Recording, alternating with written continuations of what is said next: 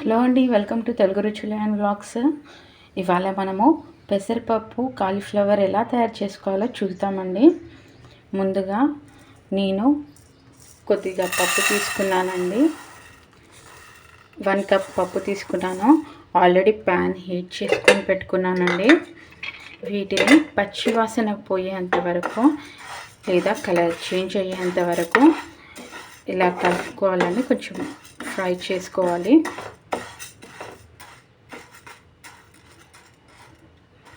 పప్పు వేయించుకొని వేసుకుంటే కర్రీలో చాలా టేస్టీగా ఉంటుందండి. మనం టమాటా పెసరపప్పు కూడా చేసుకుంటాం కదా, అప్పుడైనా సరే వేయించుకొని వేసుకుంటే చాలా టేస్టీగా ఉంటుంది. సో నేను అందుకని వేయించుకొని వేసుకుంటున్నాను. నేను కాలీఫ్లవర్ మీడియం సైజ్ తీసుకున్నానండి. సో అందుకని 1 కప్పు వేసుకున్నాను.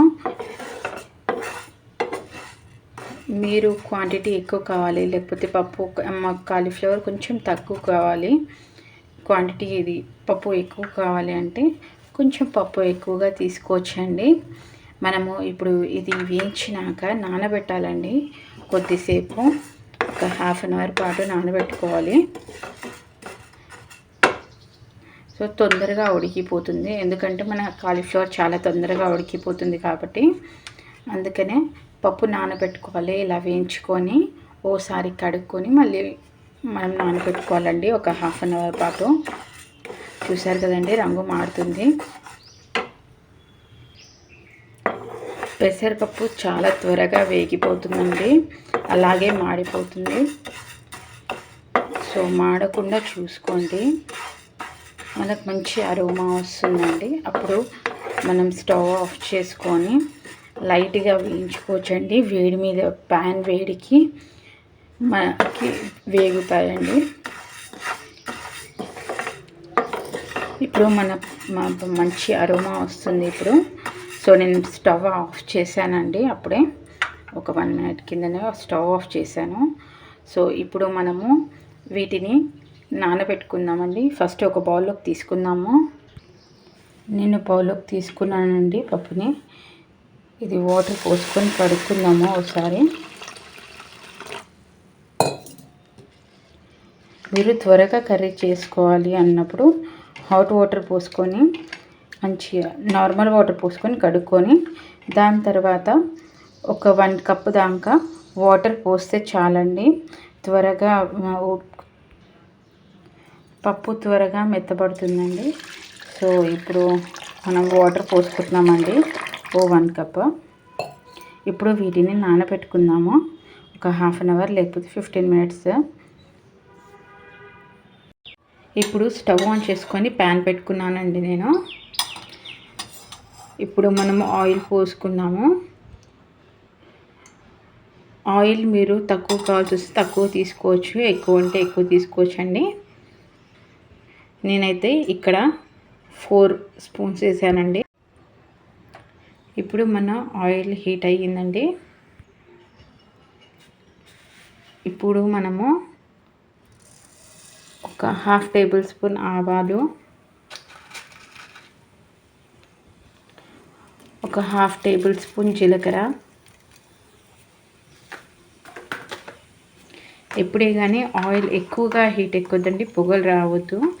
ఎందుకంటే చాలామంది ఏం చేస్తారంటే, నేను కూడా అలానే చేస్తాను, ఇప్పుడు ఫ్రై చేసుకుంటాం కదా, ఆ ఆయిల్ మళ్ళీ రీయూస్ చేయకుండా ఇలా కర్రీస్లో కానీ లేకపోతే చారు చేసుకుంటాం కదా, అలా తాలింపులో దాంట్లో వేసుకోవచ్చండి. ఇదైతే ఇప్పుడు నేను ఫ్రెష్ ఆయిలే పోసాను కాబట్టి కొద్దిగా హీట్ ఎక్కువైనా కానీ ఏం పర్వాలేదు. మళ్ళీ మనం వేయించుకున్నాం బజ్జీలు వేసుకున్నా కానీ లేకపోతే వడియాలు ఏమైనా వేయించుకుంటాం కదండి, అది మళ్ళీ రీయూస్ చేయకుండా ఇలా తాలింపులోకి వాడుకోవాలి. అలా అయితే కొంచెం హెల్తీగా ఉంటుంది, ఆయిల్ కూడా వేస్ట్ కాకుండా ఉంటుంది. సో ఇప్పుడు మన తాలింపు వేగాక ఇప్పుడు మన తాలింపులో ఒక 3 పచ్చిమిర్చి అండి సన్నగా తరిమి పెట్టాను దీన్ని. ఇంకా ఒక రెబ్బ కరివేపాకు అండి. ఇప్పుడు వీటిని పోపులో వేసుకుందామండి.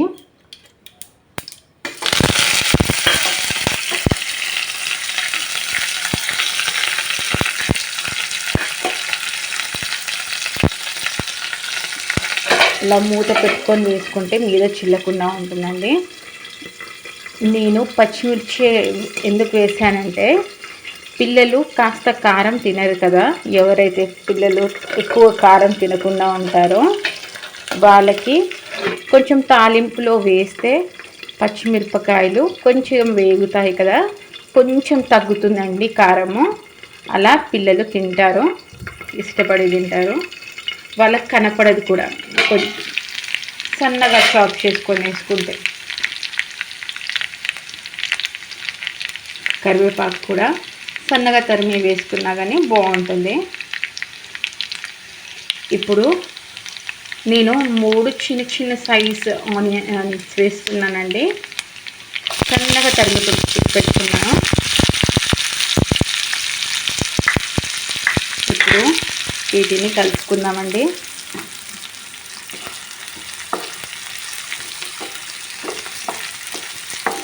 మనము ఆనియన్స్ కాస్త దగ్గర పడేంత వరకు ఉడికించుకుందాం వీటిని. తరువాత టమాటోస్ వేసుకుందాము. ఇప్పుడు ఇందులో 1 టేబుల్ స్పూన్ వరకు అల్లం వెల్లుల్లి పేస్ట్ వేసుకుందామండి. ఫ్రెష్ ఇదైతే 1/2 టేబుల్ స్పూన్ వేసుకున్నా పర్వాలేదు.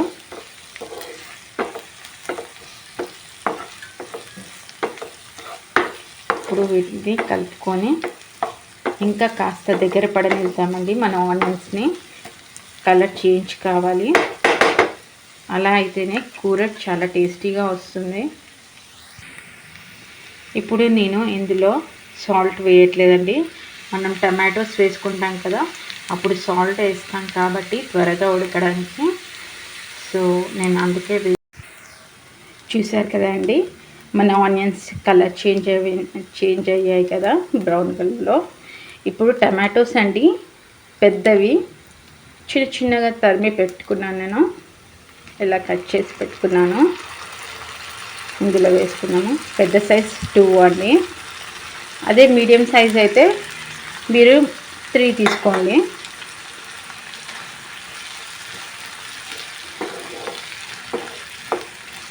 ఇలా కలిపేసుకున్నామండి.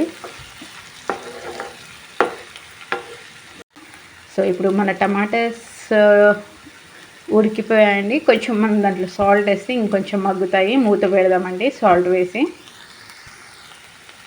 ఇప్పుడు ఇందులో నేను 1 టేబుల్ స్పూన్ అంతా కల్లుప్పు అండి, అంటే దొడ్డుప్పు. ఇంకా సాల్ట్ పడుతుంది అంటే తర్వాత వేసుకోవచ్చు. ఇప్పుడు వేసి సాల్ట్ వేసి, కల్లుప్పు అయితే చాలా టేస్టీగా వస్తుందండి కర్రీ. సో ఇలా కలిపేసుకొని కొంచెం ఇలా స్ప్రెడ్ చేసుకొని మనం మూత పెట్టేసుకుందామండి. ఇలా మూత పెట్టేసి టమాటోస్ని ఒక 5 మినిట్స్ మగ్గనిద్దామండి సిమ్ ఫ్లేమ్ మీద. ఇప్పుడు చూస్తున్నారు కదండి, కాలీఫ్లవర్ ముక్కలు కొంచెం పెద్ద సైజులో కట్ చేసి పెట్టుకున్నాను. ఒక మీడియం సైజు ఉంటుందండి ఇది కాలీఫ్లవర్. ఇప్పుడు అంతా దీంట్లోకి వేసుకున్నాము. టమాటాలు ఉడికిపోయాలి కాబట్టి దీంట్లో వేసుకున్నాం. టమాటాలు మగ్గిపోయాయి కాబట్టి మనము కాలీఫ్లవర్ వేసుకొని మంచిగా కలుపుకుందామండి ఒకసారి. దాని తర్వాత పసుపు, ఉప్పు, కారము, ఇంకా మన పప్పు ఇందాక నానబెట్టుకున్నాం కదండి వేయించుకొని, పప్పు కూడా వేసాము.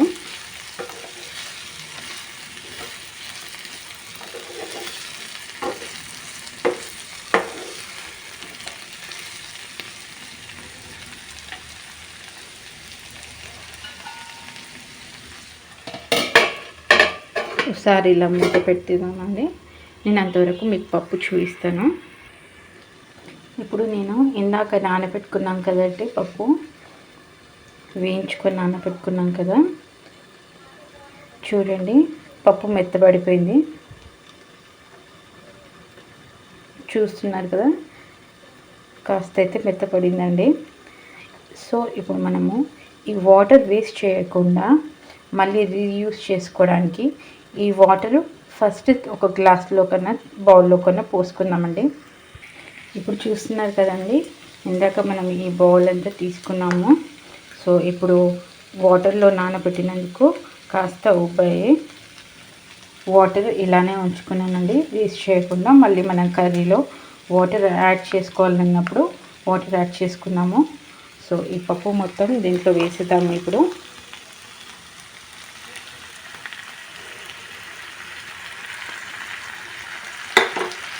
వేసేసి కలుపుకొని బాగా కలుపుకోవాలండి. ఇప్పుడు చూస్తున్నారు కదండి, ఇప్పుడు ఇందులో మనము ఒక 1/2 టేబుల్ స్పూన్ దాకా పసుపు వేసుకున్నామండి. అలాగే కారం అండి, కారం చూస్తున్నాను కదా, 1/2 టేబుల్ స్పూనే వేసుకున్నాను. ఎందుకంటే ఇందాక మనం పచ్చిమిరపకాయలు వేసాం కదా, అవి కారం ఎక్కువగా ఉన్నాయి. సో అందుకనే నేను కొంచెం తక్కువ వేసుకుంటున్నాను కారము. అలాగే లైట్గా సాల్ట్ వేసుకుంటున్నాను. చూస్తున్నారు కదా,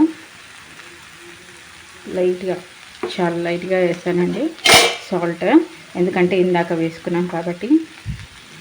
హర్బ్స్ అండి, హర్బ్స్ అంటే మా పిల్లలకు చాలా ఇష్టం. సో హర్బ్స్ వేస్తున్నాను. ఇది ఆప్షనల్ అండి, ఇష్టంగా తినేవారు వేసుకోవచ్చు. ఇప్పుడు వీటన్నిటిని మంచిగా కలుపుకుందామండి.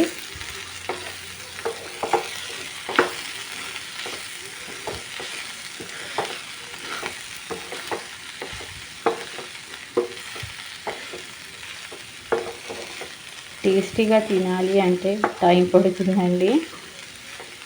ఏదైనా సరే వంట చాలా ఈజీగా చేసేసుకోవచ్చు. ఉడకడానికి కొద్దిగా టైం పట్టినా కానీ మనం హర్బ్స్ లాంటివి, లేకపోతే ఏదైనా ఇలా పళ్ళు ఉంటాయి కదా, దీంట్లో ఇంకా మీ హెయిర్ గ్రోత్ కోసం అనేసి ఇది కూడా వేసుకోవచ్చండి. మీరు పౌడర్ నేను చేసి పెట్టుకున్నాను, చూపిస్తాను. ఇది పౌడర్ వేస్తున్నాను కదండి, ఇది మునగాకు అంటే మునక్కాయ చెట్టు ఉంటుంది కదండి, ఆ చెట్టు ఒక ఆకులండి ఫ్రెష్గా కొన్ని తెంపి తీసి మంచిగా కడిగేసి ఎండబెట్టానండి. నేను ఇంట్లోనే, బయట అయితే డస్ట్ పడుతుందనేసి ఇంట్లోనే ఆరిపెట్టాను మంచిగా ఒక 2 days వరకు. ఆరిపోయిన తర్వాత ఇలా పౌడర్ చేసుకున్నాను. చేత్తో స్మాష్, లైట్గా చేత్తో స్మాష్ చేసేసి మిక్సీలో వేసేదండి. సో ఇలా అయింది.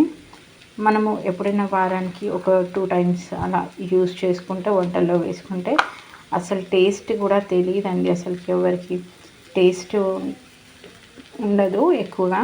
ఎలా అంటే మనము ఇప్పుడు కరివేపాకు పొడి వేసుకుంటాం కదా అండి, సేమ్ అలానే ఇది కూడా, కానీ కొంచెం తక్కువ క్వాంటిటీలో వేసుకోండి. ఇది హీట్ చాలా ఎక్కువ అండి. సో అందుకనే వీక్లీలో 2 times వేసుకోండి. చాలా వేడి అండి. ఇప్పుడు ఎండాకాలంలో ఇంకా వేడిగా ఉంటుంది, వేడి ఎక్కువగా ఉంటుంది కాబట్టి ఇది చాలా తక్కువ యూజ్ చేయడం మంచిది. ఒక 1/2 టేబుల్ స్పూన్ దాకా వేసుకుంటే సరిపోతుంది కర్రీస్లో. ఫుల్ టేబుల్ స్పూన్స్ వేసామంటే చాలా వేడి అండి. సో ఈ పౌడర్ ఇవాళ నేను దీంట్లో వేయట్లేదు, నేను కర్రీస్లో వేసేసాను కాబట్టి ఇవాళ వేయట్లేదు. సో మన కర్రీ దగ్గరికి వెళ్దామని, ఇప్పుడు మన కర్రీని మంచిగా కలుపుకున్నాం కదండి, మూత పెట్టేసుకున్నాము. ఇప్పుడు దీన్ని మగ్గనిద్దామండి. ఇప్పుడు ఇందాక మనము దాంట్లో నానబెట్టాం కదండి పప్పు వాటర్. సో ఆ వాటర్ వేస్ట్ చేయకుండా 1 కప్ అయ్యాయండి. ఇప్పుడు నేను వీటిని దీంట్లో వేస్తున్నాను కర్రీలో ఉడకడానికి. నార్మల్ వాటర్, ప్లెయిన్ వాటర్ తీసుకొని వేసుకునే కంటే ఇప్పుడు పప్పు నానబెట్టాం కాబట్టి దాంట్లో కూడా ప్రోటీన్స్ అవన్నీ వెళ్తాయి కదండి. సో అందుకని ఆ పప్పు వాటర్ వేస్ట్ చేయకుండా కర్రీస్లో వేసేసాను. సో ఇప్పుడు పప్పుని బాగా ఉడికించుకుందామండి. వాటర్ పోసాం కాబట్టి మూత పెట్టుకొని ఉడికించుకుందాము. ఇప్పుడు మనం మూత తీసి చూద్దామండి. ఒక 10 minutes తర్వాత చూస్తున్నాను. సో కొంచెం వాటర్ ఉన్నాయండి, నేను ఇంకొన్ని వాటర్ యాడ్ చేశాను ఎందుకంటే నాకు గ్రేవీ కొంచెం ఎక్కువ కావాలని. ఇప్పుడు ధనియాల పొడి అండి 1 టేబుల్ స్పూన్ వేసాను. కలుపుకుందామండి. ధనియాల పొడి వేస్తే కూడా కొంచెం చిక్కబడుతుందండి, కొంచెము థిక్నెస్ వస్తుంది. ఎవరికైనా ఎప్పుడైనా చాలా వాటర్ ఎక్కువ అయిపోయాయి అన్నప్పుడు ధనియాల పొడి కొంచెం ఎక్కువగా వేసుకోండి. ధనియాల పొడి కొంచెం ఎక్కువ వేసుకొని మూత పెట్టేస్తే అది దగ్గర పడుతుంది. అంతేనండి, రెడీ అయిపోయింది మన కర్రీ. చూస్తున్నారు కదా, పప్పు కానీ కూర కానీ చాలా బాగా ఉడికిందండి.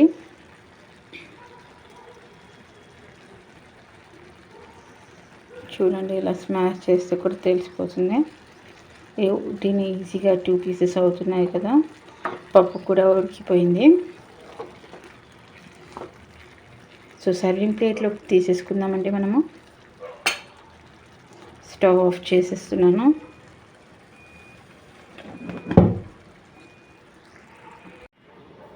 కొత్తిమీరతో గార్నిష్ చేశానండి నేను. అంతేనండి, రెడీ అయిపోయింది మన వేడి వేడి పెసరపప్పు కాలీఫ్లవర్ కర్రీ అండి. రెడీ అయిపోయింది. ఇది చపాతీలోకి కానీ లేకపోతే రైస్లోకి కానీ చాలా టేస్టీగా ఉంటుంది. లైక్ చేయండి, షేర్ చేయండి, సబ్స్క్రైబ్ చేయండి. Thank you.